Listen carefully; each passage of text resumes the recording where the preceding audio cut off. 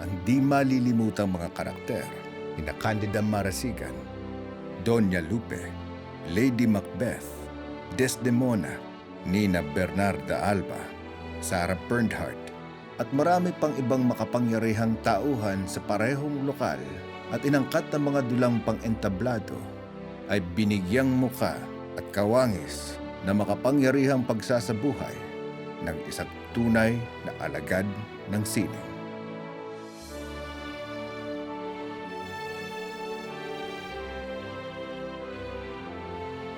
Nagsimula sa kanyang kabataan, nagpaanod sa hiwaga ng hiraya ng kanyang murang isipan,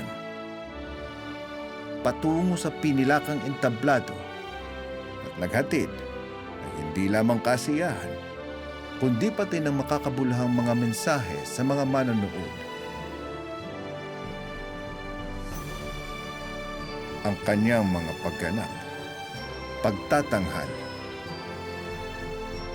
at mga isinulat na mga obra gamit ang kanyang angking husay at dedikasyon para sa sining ay nag-iwan ng maningning na marka, pamantayan at mahalagang kayamanan sa kultura ng Filipino.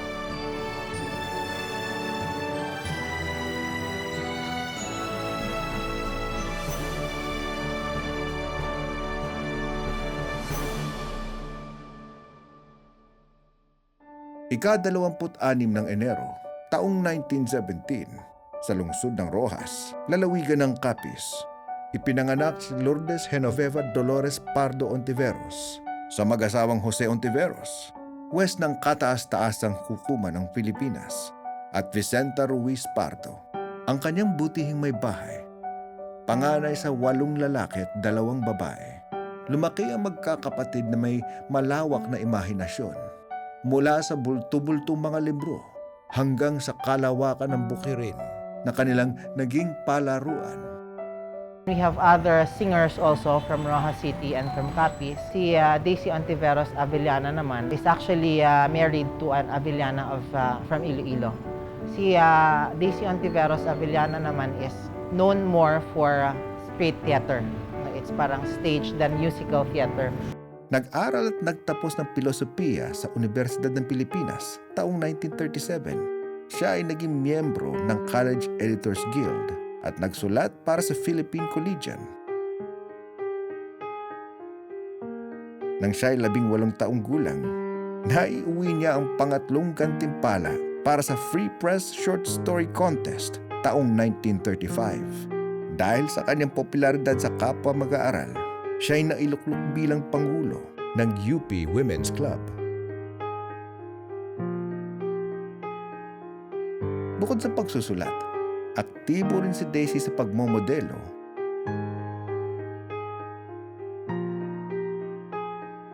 at pagganap sa mga dula sa mga entablado. Sa ilalim ni Jean Edades, kanyang propesor sa Ingles at guro sa drama, estrella ng entablado ng universidad at laging gumaganap bilang pangunahing tauhan. Sa isang dula na kanilang itinanghal, ay binigyan siya ng bahagi bilang kasambahay. Marahil dahil sa kanyang kasalukuyang estado bilang artista sa teatro, ay dagli siyang nagdahilan at umiwas sa pagganap.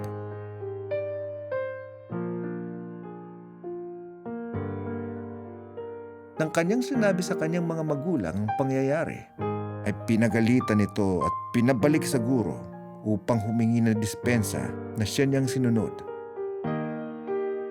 Dito, sinabi sa kanya ng mga guro na walang maliit na bahagi, kundi maliit na aktor lamang.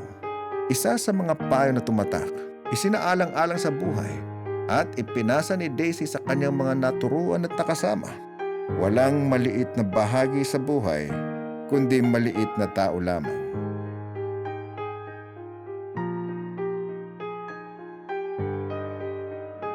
It's a cycle. You always hear it. There are no small roles, only small actors. And it's great to have come into contact and personal contact and shared a stage with somebody like Tita Daisy, who talagang just by sitting there as Queen Gertrude, your eyes would really go to her naturally. hindi ko makalimutan, yung unang araw na nagpunta siya sa rehearsals. Kasi yung Camino Real nga sa wikang Ingles, pagkatapos yung audition kay Lamberto Avellana, ang audition piece, yung Our Father at saka Hail Mary in the Old English. Ibig sabihin yung may Our Father, Thou art in heaven, hallowed be Thy name. Siya yung nakatutok sa pagganap ng mga artista. Para siyang maestra na striktong-strikto. Nung nag-reading, talagang pinupunan niya at itinatama yung pronunciation. At sa loob ng isang buwan na ginawa yung produksyon, Tita Daisy ang nakatutok dun sa pagganap ng mga artista, nililinaw yung ibig sabihin ng mga linya, nililinaw kung ano ang nilalayon o ng bawat karakter sa bawat eksena. Sa sumunod na taon, kinuha niya sa Universidad ng Santo Tomas kanyang Masters of Arts degree sa panitikan at nagtapos na may pinakamataas na marka, Mertissimus, nakatumbas ng summa cum laude. Siya ay pinarangalan ng Doctorate in Humanities, Honoris Causa at Outstanding Alumna in the Humanities taong 1997. Matapos ang kanyang pagdadalubhasa, ay nagsanay siya ng mga estudyante ng drama at nagdirihin ng mga dula sa Centro Escolar University. Naging editor siya ng Promenade Magazine at society editor ng Philippine Herald sa hulihan ng dekada 1930s.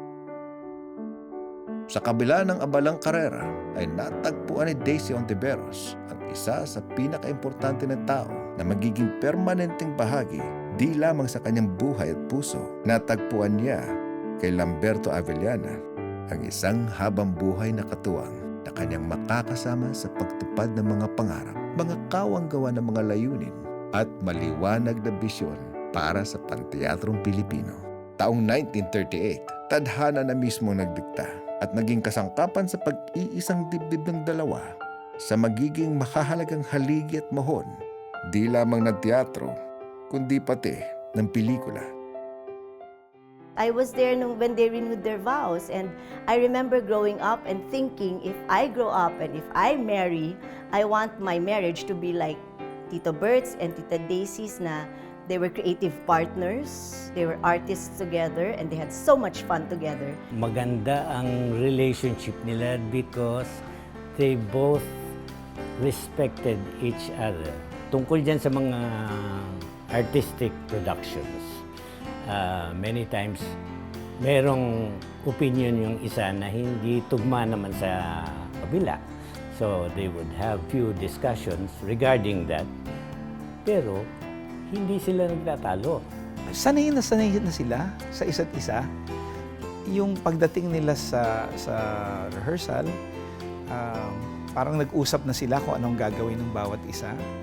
Isa sila sa mga nanguna talaga sa pagbibigay ng parang theater season.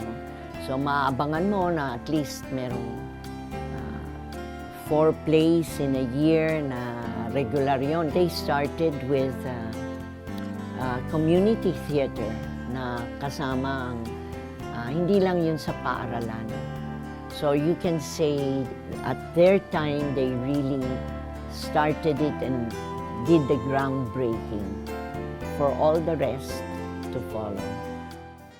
Taong 1939, itinayo ng mag-asawang Avellana ang Barangay Theater Guild kasama ang 48 mga kaibigan. Ang kanilang paniniwala na ang totoong kagandahang bunga ng sining ay may kakanyahang bigyan ng dangal ang kaisipan at kaluluwa ng isang tao.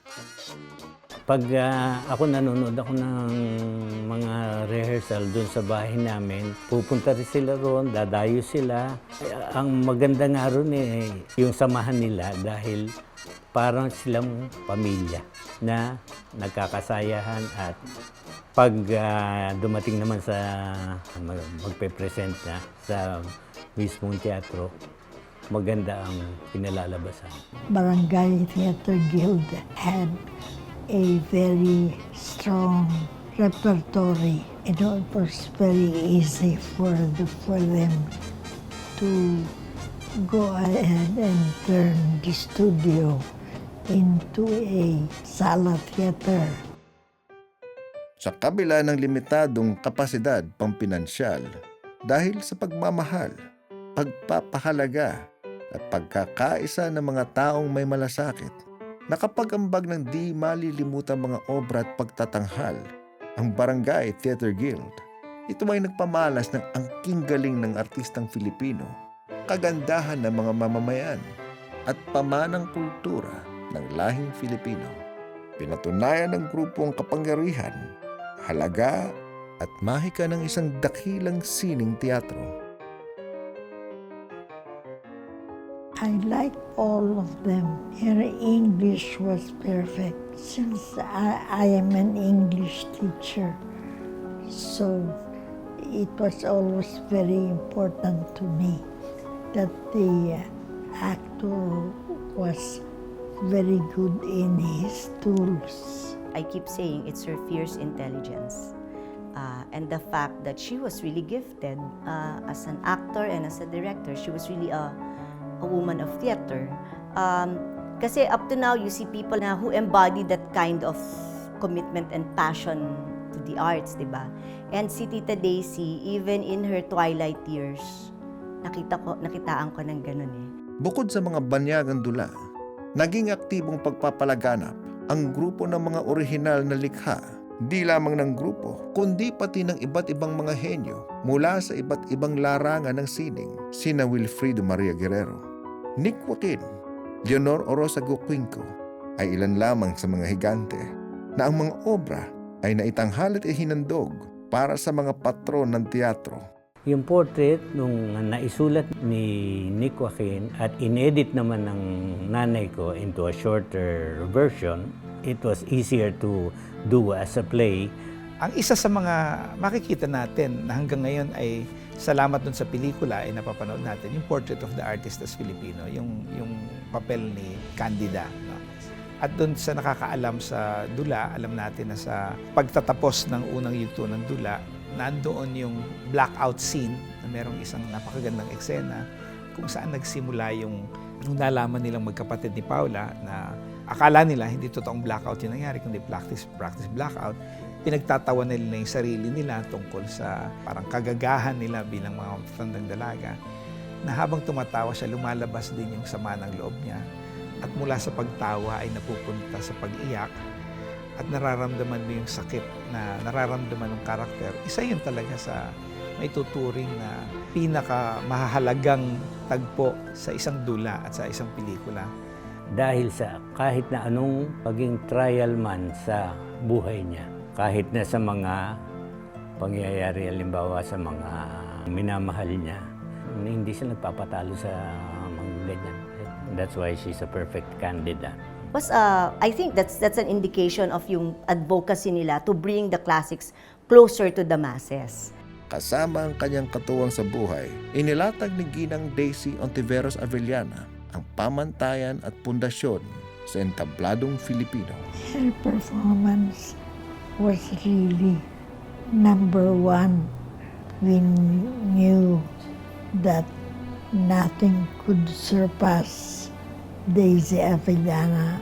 Radio was even in the mid-50s, nung buhay pa ang DCPI, gumagawa na sila ng mga yugto diyan sa radyo. Nakapag-form na sila ng Barangay Theater Guild and doon naman pumapasok ang mga mahilig sa teatro. Kahit na mga nanonood lamang sa mismong ginagawa nila sa which was being aired.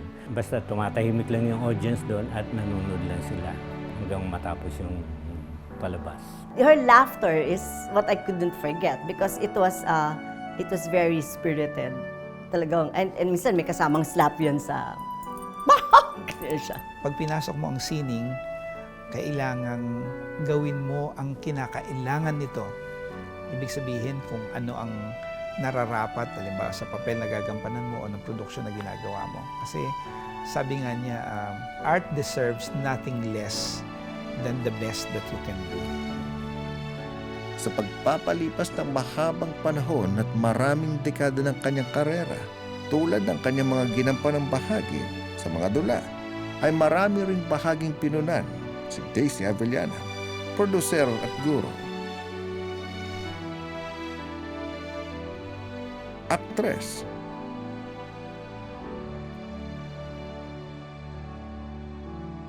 Direktor at mandudula pang entablado at radyo.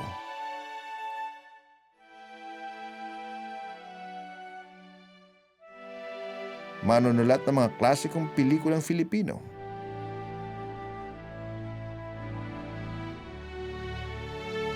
Miyembro at pinunong hinahangaan.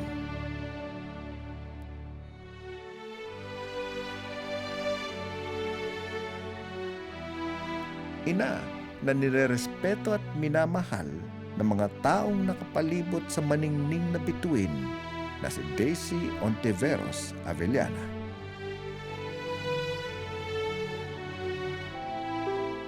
As a mother, napakalambing nga nung taong yon dahil masyadong kung mag-aruga sa amin, tatatlo lang kami magkakapatid, yung mga anak niya. Laging alaga niya kaming tatlo. At kung ano man ang pangangailangan namin, siya lagi ang umaasikaso sa amin. I don't know kung yung exact year, pero CCP paid a tribute to, gave Tita Daisy a tribute. And this was in the form of a show called Daisy's. So named because this was a collection of scenes made famous by Tita Daisy in the roles that she was known for. So you had actors of different generations portraying the roles that she made famous. For instance, you had Baby Barredo, you had Cecil Guedote Alvarez, then you had Charmaine Centenera Buencamino, and then sa age group namin, I was with Frances Maquil Ignacio, and I was playing Desdemona. But what was very telling sa akin is that how all these different personalities could take on roles made famous by one actor, which is Tita Daisy. So it meant that Tita Daisy had all these facets to her character. Merong tribute para sa kanya. Inanyayahan akong gampanan ng isang excerpt sa Medea kung saan siya ay lumabas bilang Medea. So, meron akong ginawa. It was a part of a tribute for her 90th birthday na. I felt that Daisy was the epitome of, when you say Daisy Avellana, you are also referring to Avellana, the director. Ang imahe niya sa akin para siyang isang guro na kailangan lagi kang tama ang ginagawa mo, handa ka sa anuman. Kasi pag hindi, pupunahin at pupunahin ka. Hindi ka pwedeng basta-basta na lamang o yung sinasabi nga natin na petics ka lang. No? Kailangan kung oras ng trabaho, oras ng paghahanda para sa produksyon, nakahanda kang gawin kung ano yung dapat gawin, kung anong inaasahan ng produksyon mula sa iyo. Mapasalupa ng tanghalan at paaralan, himpapawid ng radyo at telebisyon, hanggang sa likod ng mga pelikula. Ang di matatawarang henyo ni Daisy Avellana ay ipinamalas ng buong puso at kanyang ibinahagi ng walang pag-iimbot sa mga institusyong pang-akademya at pamunuan, sa iba't ibang industriya ng sining, sa mga tagapanood, tagabasa at tagapagpakinig na sumubaybay sa makulay at mabungang karera ng pambansang alagad ng sining. She wanted to guide other people into this particular realm of artistry, which is theater. Yung collection nila, ma-anthologize yung mga ginawa nila. It's important to share them in print and even now, magiging mahalagang pag-alala, pagbibigay pugay, maraming mahuhugot na aral sa kanilang mga ginawa, sa kanilang karanasan. Miss Daisy Avellana was really an artist. Her work was always perfect. There is always some kind of fear and respect for Daisy because she is a very important figure in the development of the arts. in the Philippines. Wala kang maipipintas, wala kang maipupula sa kanya bilang isang artista, bilang isang tao.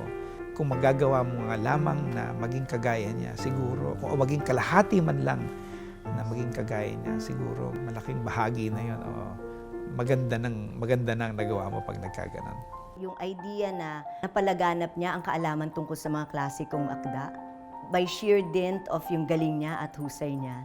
At saka yung idea na nag-explore siya ng iba't ibang media, film, radio, theater, para ipaalam lalo, palaganapin ang karunungan ng mga tao, pag-appreciate at saka pagmamahal para sa mga klasikong akda. Great actress. Sagisag ng kagandahan, katalinuhan, kahusayan, at kabutihan.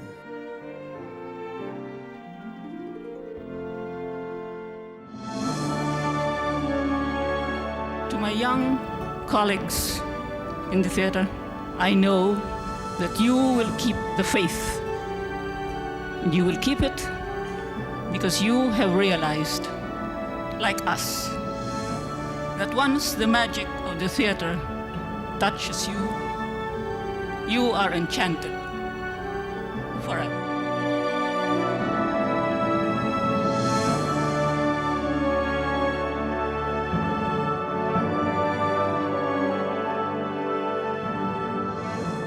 Daisy Ontiveros Avellana, pambansang alagad ng sining sa teatro, sa gisag kultura ng Pilipinas.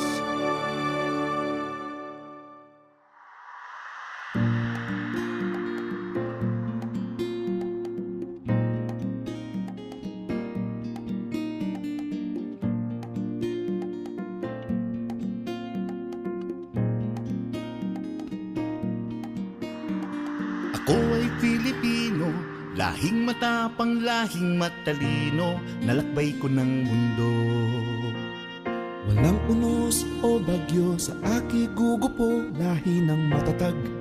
Ako ay Filipino. Ako ay Filipino. Ako'y makadiyos. Ako ay Filipino. Ako'y makatao, saan man makarating, sino mang makapiling. Aangat ang galing habang buhay Filipino.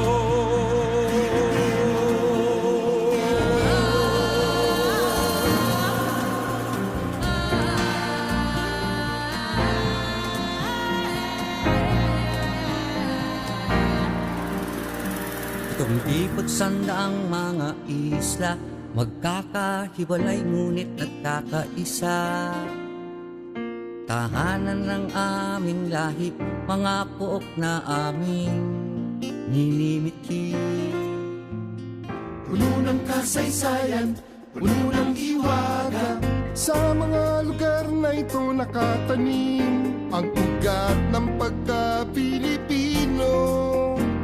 Ako ay Filipino. Ako'y makadiyos. Ako ay Filipino. Ako'y makatao, saan man makarating, sino mang makapiling. Aangat ang galing habang buhay Filipino.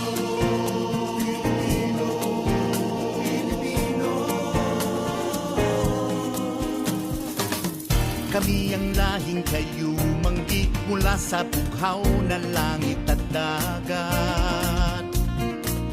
Mula sa pulang animoy dugo, hinalo sa dilaw na araw at bituin. Yan ang kulay ng katatagan, yan ang kulay ng kagitingan, uungkapang na sumisigaw. Yan ang